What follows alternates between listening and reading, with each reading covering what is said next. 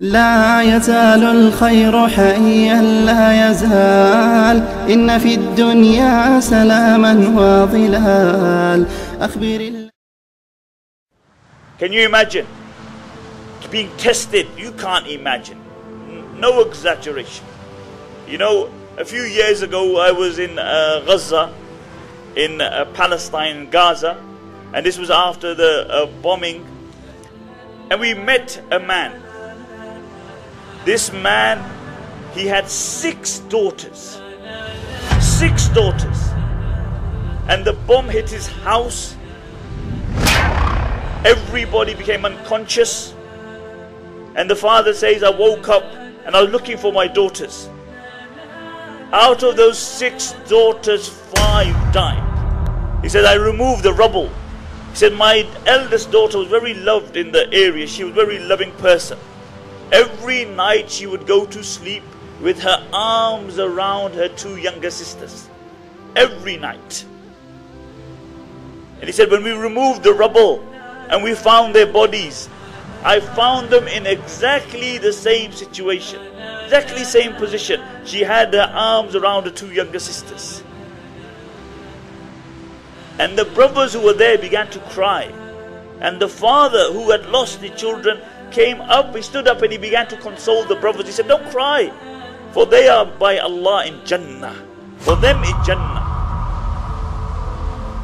You know, sometimes we look at our trials and tribulations and we think we're having it rough. We're having it tough.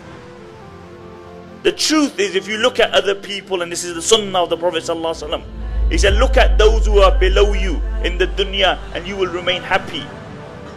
Look how many people today in the world don't know where their next meal is coming from. Look how many people in the dunya today. I have my own nephew, my eldest brother's son. He suffers from motor neurons. His condition is such that he can't move his arms, he can't move his legs, he can't move any limb in his body. And his state is deteriorating. And just before I went to see him, I had a few things on my mind which were worrying me. When I went to see him, I thought, Subhanallah, how ungrateful am I? You look at his state, and you look what Allah has given us. Last week, I went to Syria. I was on the Turkish border. One day in Turkish border, and the next day I was in Syria. I went to a camp.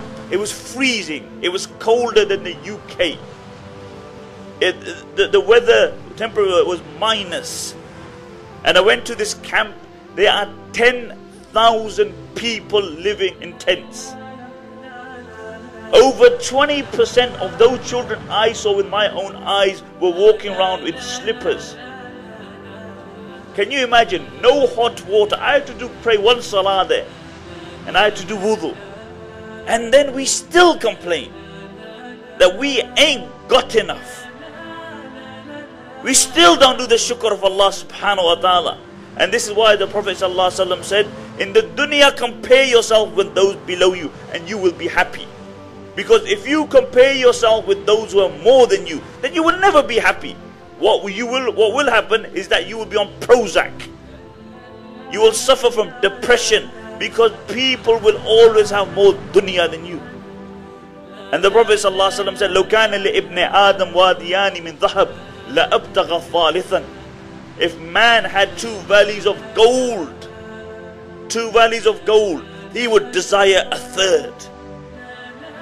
He would want a 3rd. 2 is not enough. And then the Prophet ﷺ said, the only thing which will satiate man is the dust in the grave. When he's put in the grave, then only will he be satiated. Then only will his desires stop. And this is life, my dear respected brothers and sisters. Life is short. Go to the graveyard. Look at the dates on the tombstone. As soon as we came out of the airport, we passed the graveyard. Look at the dates, 1850, 1900. You realize that these people spent more time under the grave under the ground and above it. And that's my and your reality. That is man's reality. That we come into the dunya. Nobody chose to come in the dunya. Did you choose to come in the dunya? You didn't choose. It happened. And the day will come that you will leave this dunya, and you will not choose the time that you want to go. It's no visa that you apply for. My time, I want to go now to Jannah. No visa. It comes. And it comes all of a sudden. And you leave the dunya involuntarily. You came involuntarily. You leave the dunya involuntarily. So what makes you think that you have any right over the period in between? That period, Allah brought you to dunya and Allah will take you one day. But Allah gives you this short period of time because Allah wants to see what my servant will do with the life I gave him. Will he remember me? Or will he just follow his whims and desires? And this is a question that we need to ask ourselves.